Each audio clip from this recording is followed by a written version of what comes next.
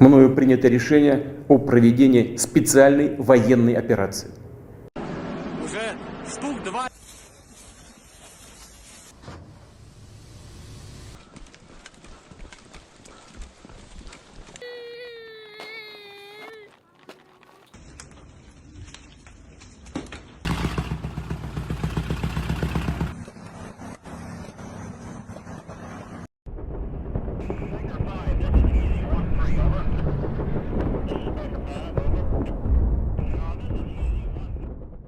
Hello and welcome back to another episode of B&B War Stories. I'm your host, Nick Laidlaw. The 24th of February. As of now, it is the second anniversary of the large-scale invasion of Ukraine. Today we're going to be covering perspectives of different soldiers and civilians on the very first day of this war. Up first, we've got Sean Pinner, a British Army veteran and a former Ukrainian Marine. He was on the very tip of the front line that morning and was perhaps one of the very first soldiers directly affected by the war. Sean went on to defend Mariupol and ended up as a prisoner of war. February 24th, 2022 will live with me forever. We had the call to stand to at about 4 a.m., and I was briefed that Russia had crossed into Ukraine. We had practiced this numerous times, and for me, with two different armies. Shells from Russian artillery seemed relentless in hitting a position next to us, one after another, non-stop, to the extent I couldn't tell the difference between mortars or artillery. SPG rockets and RPGs were skimming off the top of the trench position, followed by bursts of enemy machine gun fire. We constantly tried to navigate up and down the trench line in ankle-deep water and mud, slipping in freezing temperatures, on the lookout for advancing troops and trying to avoid the area of mud splats created by the incoming rounds, while firing bursts into the likely enemy positions to stop an enemy advancement. I could hear firefights and close contacts on our left flank, and my commander informed me that the left flank was heavily engaged and positions already had been overrun. Most of my team were trying to deal with two tanks we spotted to the right of our position, and were trying to hit them with our NLAWs, and it became knowledge very quickly that we were not going to hold this forward listening post for very long. We waited for a code word on the radio. We would pull back to the first line, but we had to hold out for as long as we could. It was hours before we got the nod.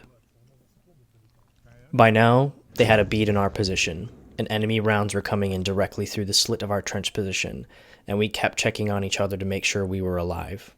I remember after a loud explosion on my position, my section commander just peered around the corner and asked if I was okay. I had to find a new fire position, with a PKM I now inherited, but shortly after, we grabbed our gear under heavy artillery and withdrew back to the first line through the narrow trenches for about 800 meters to waiting BTRs. I was moving with rucksack, PKM, AK, extra linked ammunition, grenade launcher, and extra rounds. I remember getting in the closed BTR and seeing plumes of dirt rise from explosions from enemy artillery through the armored glass as we moved off the position. I was exhausted. This was just day one. That was Sean Pinner on February 24th, 2022, near Pavlopol, about 12 kilometers outside Mariupol. This next story comes from a Russian VDV soldier. His name is Pavel Filatyev. He became rather famous for deserting from the Russian army. I was able to locate him shortly after he gained notoriety and wrote his book, Zav. My assistant, Ilya, conducted an interview over the phone. This is what he said about the first hours of the invasion. In January, troops started amassing in Crimea and Belarus, and on the border with Ukraine. We were training in January, doing really nothing in reality. At the 20th of February, we were at the range in Crimea when we got the order to prepare for a column movement to an unknown destination. We kept moving daily, and on the 24th we went in. Some boys were bullshitting about going into Ukraine, but thoughts were varying. Barely anyone thought the invasion would actually happen. No one really believed that we would invade. I personally understood that coming from Crimea would have terrible circumstances. Putin at the time had a shit rating and he needed to raise it. I thought that we would be used as peacekeepers in the DNR or LNR during a referendum. That was my theory. That was my logical thinking. No one fucking knew. February 24th was a surprise for the whole world, Russian troops as well. We couldn't even really tell where we were. The column vehicle's headlights were off. We were on the border. During the night, We got the order to paint the cars with a Z and to put white bands on the left arm and right leg. We were sleeping in the vehicles, and then at 4 a.m., we woke up to an artillery barrage. I woke up to other military branches firing grads and other artillery into Ukraine. That was Pavel Filatyev, interview conducted by my assistant Ilya in August of 2022. This next story comes from a Ukrainian female named Anastasia. She lived in the suburbs of Kyiv, and this is what she had to say about the early morning hours of the invasion. She sent this to B&B the morning of February 24th. This is what she had to say. The explosions are continuing. We are packing our bags. This is so scary. We have been hearing the explosions since 4 in the morning. The shock waves are beating our windows. Ukraine has entered a state of emergency. The fighting is in Donetsk and Luhansk. Here we see volleys of Russian rockets that are hitting the military compounds. Military compounds near us are in flames. I'm unable to reach my best friend who lives somewhere in the fighting zone. There is panic outside. As of now, we can only see drones and rockets affecting our area. Right now, we are at home, and we will go to the bomb shelter when we are given the command. We are not leaving the city. Most of the rockets are being repelled by the anti-air weaponry, but a lot are still hitting the ground. There is mixed information about civilians being hit, but it could be mass panic caused by text and social media. I personally haven't seen any hit civilian areas. Still can't reach my friend. Service is malfunctioning, but we are holding on. The obnoxious car wash next to our building is finally quiet, though. Only good thing. That was Anastasia, and she actually gave birth to her second child just the day before that. This next story comes from a Western volunteer who arrived in Ukraine before February 24th. He was a participant of the Battle of Hostomel Airport.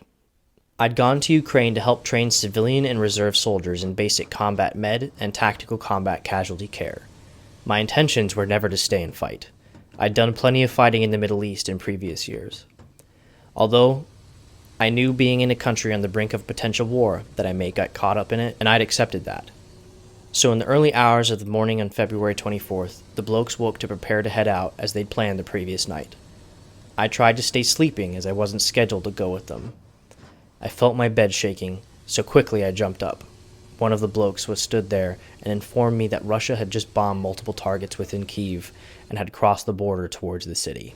From that moment on, it's all just blurred into one, until a few weeks later when I sat down at home and just wondered what happened. First experience of the war was just as light was coming.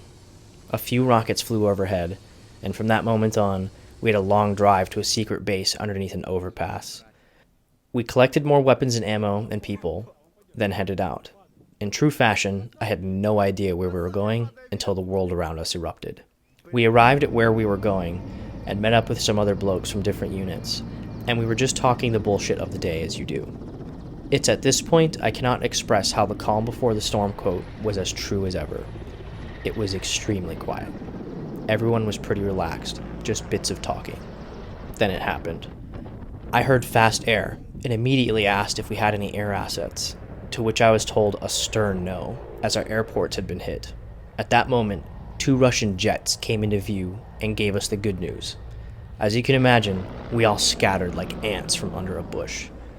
No idea how long it went on for, but we were kissing the dirt for what seemed like an eternity, while several Russian attack helicopters circled over our position with rockets and constant gun strafes. I distinctly remember the empty shell casings dropping on us.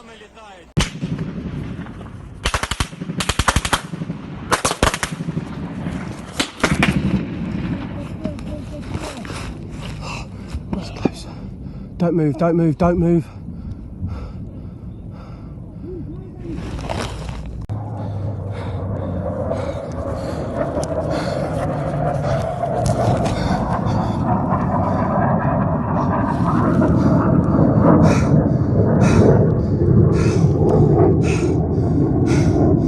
Fuck. Low air.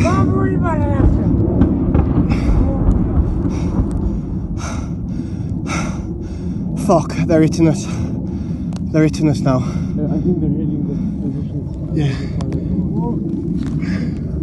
Good? Yeah. Yeah. Splash.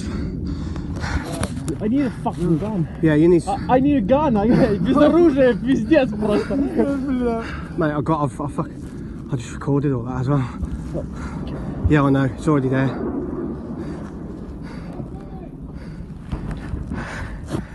Fuck.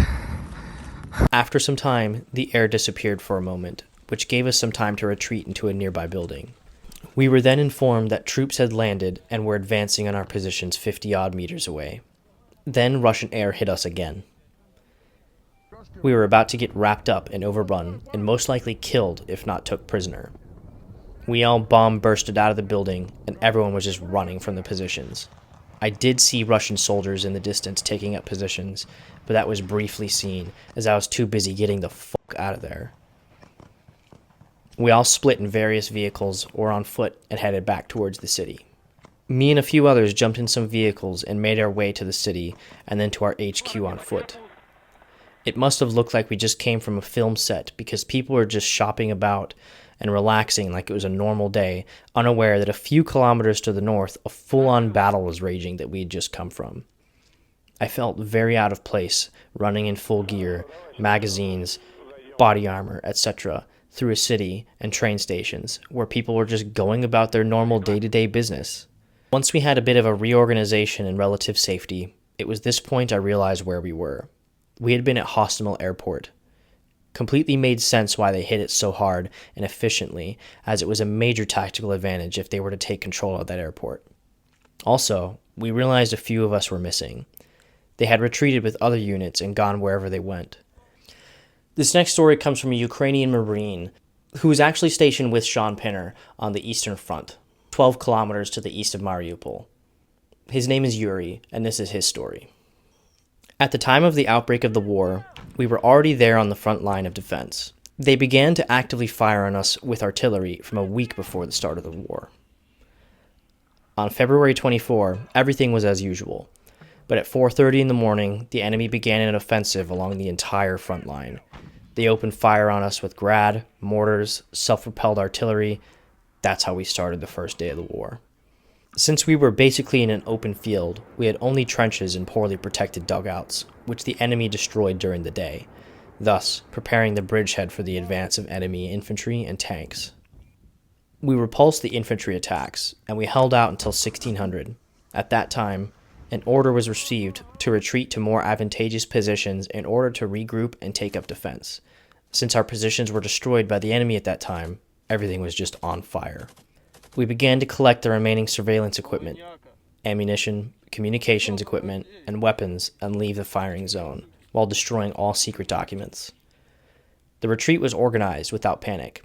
Everyone knew what to do.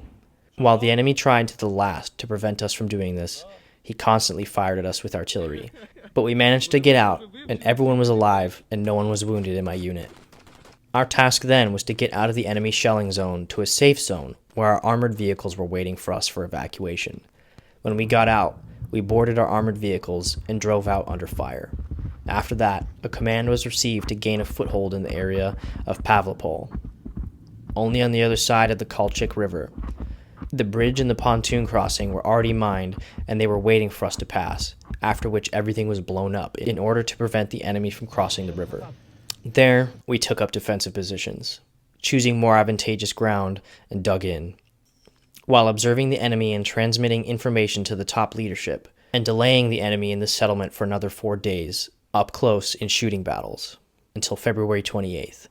We were only one company without tanks and heavy weapons against superior enemy forces with tanks, aircraft, and artillery. Then, some units called us a legendary company, since they found out that we still held out in an open field for 4 days.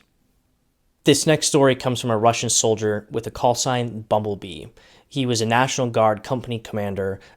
He was present for the Russian assault that was meant to take Kharkiv. This is his story.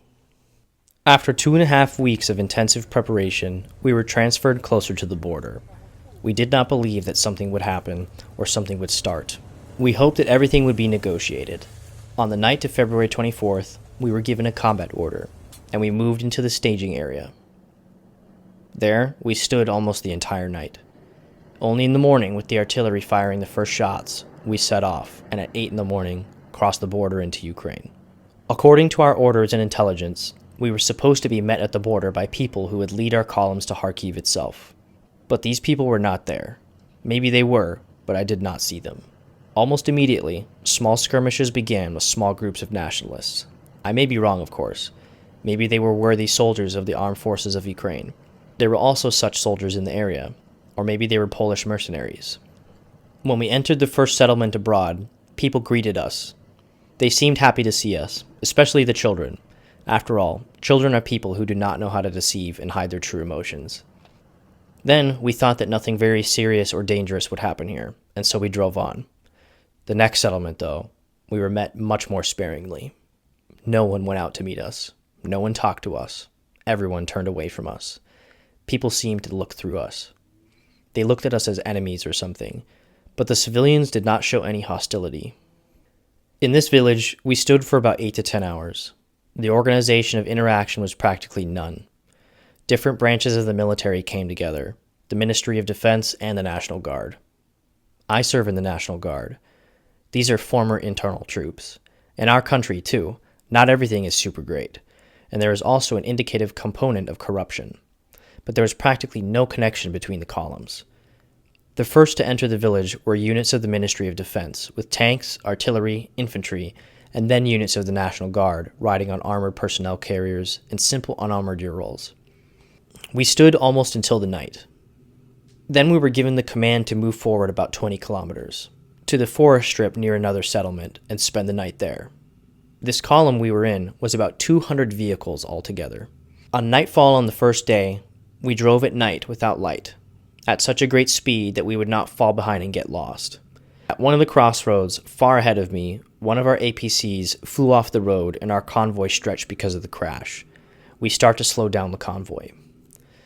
I stopped the entire column, which probably saved us, because an ambush of armored vehicles was waiting for us ahead. The tanks of the Ministry of Defense quickly finished them, and set fire to the station building where enemy soldiers were sitting, while we were evacuating soldiers from the crashed APC. As the APC returned to service and the convoy gathered, we moved further down the road. As everyone returned to service and the convoy kept moving, we were again stopped because there was a fire in the road ahead of us. I advanced a little further on 3 armored personnel carriers, about 700 meters further down the road, and stopped near a burning car. There was no body inside of it, and it burned very strangely. The fire started from the trunk, as if it was set on fire on purpose. To our right, we detected the movement of someone, so we deployed machine gun teams to look there, but did not shoot. We were afraid to hurt civilians. Then I ordered my soldiers to give a burst from a rifle over the tops of their heads. This saved us, because at the same moment, a flurry of enemy fire fell upon us from small arms. There were a lot of tracers, a lot of sounds like bullets hitting metal. We drove off the road and got up behind a small forest belt, and deathly silence stood all around, and only heard our breathing and the beating of our hearts. I did not know how many people were there, but we survived and did not allow ourselves and the people in the crashed armored personnel carrier to be burned. The remaining column began to move in our direction, and before reaching us, 300 meters away, ambushed again. It was right behind us. My guys quickly dismounted and took up the defense. We repulsed the attack, but we lost one fighter. 4 bullets flew into him. They hit his clavicle, shoulder, hand, and stomach. As it turned out later, he was shot in the liver. He died after 5 or 10 minutes. In addition to him, 4 other of my soldiers were wounded in the legs. This whole story seems very confusing, because it was one giant convoy and we were ambushed in several different places at the same time. You must understand, from my perspective, this was very confusing to witness. After the ambushes, part of the column had gone ahead, but began to return because they got lost and drove into a swamp. As I understand it, they left a couple of tanks there that they could not pull out. And as soon as a large amount of equipment gathered near that very burned out car that I spoke of earlier, the Ukrainians opened fire on us with mortars. I dare to remind you that we were in the center of a village, and they were not embarrassed by the presence of civilians in houses. As a result, out of 200 cars and armored vehicles, less than 100 of them left the village.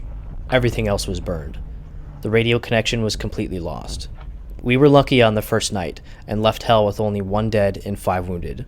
This all happened on the 24th. That was a Russian company commander of the National Guard on the very first day. This next story comes from someone a lot of you guys probably know. Willie himself. Willie OAM, the Australian independent war reporter. This is what he had to say. I had been in Ukraine 3 weeks prior to the war, reporting on the situation that was evolving. That said, the Ukrainians I was with in Kharkiv and Kramatorsk really changed my mind about the impending invasion, saying things like, Russia threatens things like this often. This time is no different. On the 23rd of February, I'd been in Mariupol to interview Cossack Gundy. Sadly, this fell through at the last minute, and I went back to Kramatorsk to have a few drinks. I woke up to what I initially thought was thunder. Looking out of my Airbnb window, I could see in the distance rockets landing in the far-off fields. Seeing Grad and cluster munitions land at night is both terrifying and stunning. Seeing the munitions pepper the landscape, igniting in different areas and on the dark earth for a split second all over. But knowing the hell underneath that while you're watching from a distance is sickening. At this point, myself and another journalist rendezvous, and that is when the now famous footage of my live stream of a Caliber missile going over my head into the airfield ahead of me, and then no more than a minute later, a missile landing on the back side of the building protecting me. Declaration. There you go. Oh, fuck. That's a missile. That's a missile. Hell. A fucking missile. That was one of those like hypersonic Holy missiles. Jesus Christ. Alright, we've got to Yeah, we're gonna hump it. I can't fucking believe it. Right, we're out, dudes. Oh, maybe we'll stay. Right. Are you good? I'll speak to you soon. Ukraine was both in a panic and a calm. It was weird. Some people shoved kids into the back of cars with all their belongings they could fit to escape, while others opened stores and went about their day. Myself and a colleague decided to move east, and everyone believed Russia's power to be many times more than Ukraine's, and at that, Ukraine would fall rapidly, and that within the day, tanks would be rolling down Kramatorsk. Of course, thankfully, this still hasn't happened 2 years later, and I have returned to those same areas multiple times since. That day for me is still so surreal. This next story comes from a Ukrainian civilian also named Anastasia. She was in Kyiv while her brother was fighting in the Kharkiv region on the first day of the invasion. This is what she had to say. When the war began, my father and grandmother, mother, sister, and her husband were all in Mariupol. I was in Kyiv, and my brother was in the Kharkiv region. First of all, we were looking for a connection with each other. We called everyone every hour. No one knew what to do and what awaited us. Vlad, my brother, lost contact somewhere at 11 o'clock in the morning. Mom called and cried, begged me to leave the country. She thought we were all going to die. Vlad's military unit that was in the city of Shuigev near Kharkiv was defeated and almost completely destroyed. Vlad got in touch by 4 o'clock and said that he managed to get into the last armored personnel carrier. He escaped, but he was not sure that he could survive. They were bombed by aircraft and artillery, and they continued to run away.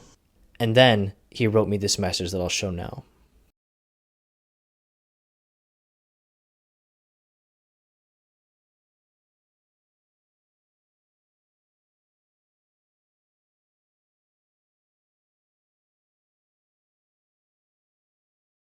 Vlad survived the first days of the war, but he would be killed later on in the Kharkiv offensive. This next story comes from a Ukrainian man who was a civilian when the war started, and on the first day took it upon himself to become a partisan, as he calls it. This is his story. On the night of February 23rd and 24th, I, as always, was playing CSGO or something else. I was 19 at the time and an ordinary student. I went to bed at around 4 o'clock in the morning, when the war had already begun, but I didn't even know about it yet. I woke up at about 5:10. My father woke me up with the words, "Get up, the war has begun." I was very quiet and didn't quite understand what to do. My father and I decided to buy gasoline and groceries. I went to the nearest supermarket, and I still remember the silence. Hundreds of people inside, and everyone was standing quietly. You could only hear the sounds of the cash register, the clinking of cans, but no conversations. Around noon that day, my uncle called me. He said, "Junior, I need your help." By the way, he's only 6 years older than me. We gathered at the designated point, and there were already enough weapons there. I was lucky that I was involved in military training at the university. I already had a camouflage uniform, a bulletproof vest, and even 2 magazine pouches. The rest were mostly dressed in the style of Eastern European wars, tracksuits and sneakers. It looked funny. It seemed to me that I had seen something similar in photos from the war in Chechnya. The military command of Poltava, a small city in central Ukraine, set the task of defending the airfield at any cost. I still don't understand how a group of poorly dressed partisans with 4 magazines in their pockets were supposed to stop the VDV, which is considered the elite of the Russian army. In addition, they could just drop technical vehicles, for an example, a BMD.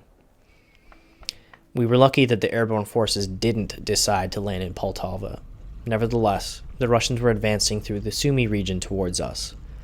After the city was not under attack in the following days, our group of volunteers went to the north, towards Sumy.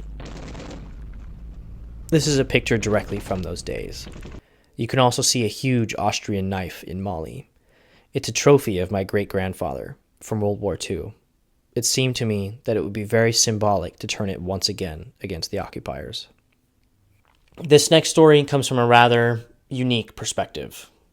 This is the first war that has basically been televised and watched live as it's happened. This individual was part of a group of people watching CCTV cameras and relaying that information to Ukrainian officials. He says, "On the first day of the invasion of Ukraine, it was a day like every other for me. I went to go log on to speak with my online friends, but today was different. A lot of the server was filled with people from Ukraine and the surrounding countries. In that time, people in the server set up what was essentially an improvised battle net. It started as nothing serious, just a couple of hundred people watching the war live, but then it progressed. People from Ukraine were offering to support our movement and offer us support to get as much of the war documented as possible. Freedom fighters from Russia who detest the Putin regime were asking us how they can get tickets to Ukraine to fight against this hatred.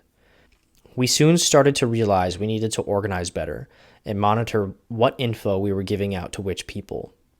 One of the most significant moments for us was watching local partisans during the night evacuating families while they stay to fight. We also have seen Russian tank columns getting destroyed live, as well as many bombings through the cities of Ukraine. Eventually, many of us started to map out troop movements and send them to Ukrainian people on the ground. We had seen a Russian armored column moving on CCTV cameras and reported their location and direction of movement. Later that day, we watched the same unit we reported about get destroyed by Ukrainian soldiers and partisans. Now, I'm not saying we were directly responsible, but we definitely had some part in helping out." That's from an anonymous internet citizen, as he calls it. I hope you guys have enjoyed the video. Please consider subscribing to my Patreon account, as I'd love to be able to do this full time. If you have a story and are a witness or participant of war, please send me an email or an Instagram message. As always, every soldier has a story, and every story deserves to be told. Thanks for watching.